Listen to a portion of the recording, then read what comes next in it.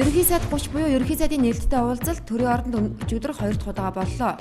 7 хоног бүр сэтгүүлчтэй уулзж ярилцдаг бөгөөд уулзалтаар засгийн газрын өнгөрсөн 7 хоног хэрэгжүүлж буй ажлыг танилцуулж сэтгүүлчдийн сонирхсан асуултанд хариулсан юм а. Монгол Улсын ерөнхийлөгчийн сонгуул нэр дэвшиж элбэгдэр сонгуулийн албан ёсны сурталчилгаагаа өчигдөр Дорногой аймгаас эхлүүллээ. Улсын хурлын засгийн газрын гишүүн Иргэний зэрэг ногоон намын дарга оюун 2009 онд элбэгдэрж даргаыг дэмжсэн зөв байсан өнгөрсөн 4 жил батлагдлаа.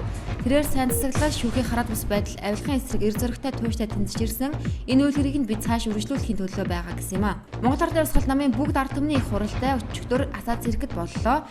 Төрийн ордны гадна өчигдөр 100 мянган айлын орон сууц хөтөлбөрийн 6% хүүтэй орон сууцны зээл хамрагдсан ч хохирсон иргэдийн төлөөлөл чагслаа. Өмнөх засгийн газрын сонгуулийн шоу байсан хэмээн тоцтогоод бид 6% хүүтэй орон сууцны зээл хамрагдсан иргэдийн асуудлыг шинжлэлийн засгийн газар бүрэн шийдвэрлэн гэдгээ хэлсэн.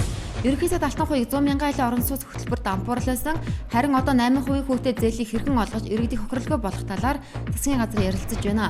Эхний ээлжинд барилга барьж буй барилгын компаниудыг дэмжиж, байр бэлэн болсны дараа иргэдэд хөнгөлтэй зээлийг олгох нь зүйтэй гэж үзэж байгаа. Одоогоор энэ асуудлыг Монгол банктай хамтран ярилцаж байна гэсэн юм а. ВС бурхан түрүүлж бухнаар буульчдаг хэмээн өөрийгөө тунхаглаж хэвлэлийн баатар болсон мөнгөн чимэг их бүсгүйд эрүүгийн хэрэг үүсгэж Хөвсгөл аймгийн цагдаагийн хилтэд шалгасан. Тэгвэл мөнгөн чимэг толгойдох хэргийг шалгаж дуусаад прокурорын байгууллага шилжүүлсэн байна. Энэ талаар Хөвсгөл аймгийн цагдаагийн хилцийн албаныг сурвалж мөнгөн чимэгт эрүүгийн хэрэг үүсгэн аймгийн прокурорын газар хянуулахар шилжүүлсэн гэлээ. Засгийн газрын хэрэг эргэлэх газрын тэргуун дэд даргын албан тушаалыг хасч байсан Солонгыг өнгөрсөн Бямгаргийн засгийн газрын хуралдаанаар ажилласан чөлөөлсөн. Түүнийг төрийн банкнаас ашиг хувааж байсан албан тушаалтнуудын нэг хэмээн сэжиглэн улсын мөрдөн байцаах газар шалгаж байгаад бол ажлаас нь халсан гэх мэдээл цацагдсан юм а. Энэхүү мэдээллийг улсын мөрдөн байцаах газрын албаны их сурвалжаас тодруулахад Солонгыг шалгаагүй шалгах гомдол хүсэлт ч ирээгүй гэх хариултыг өгчээ.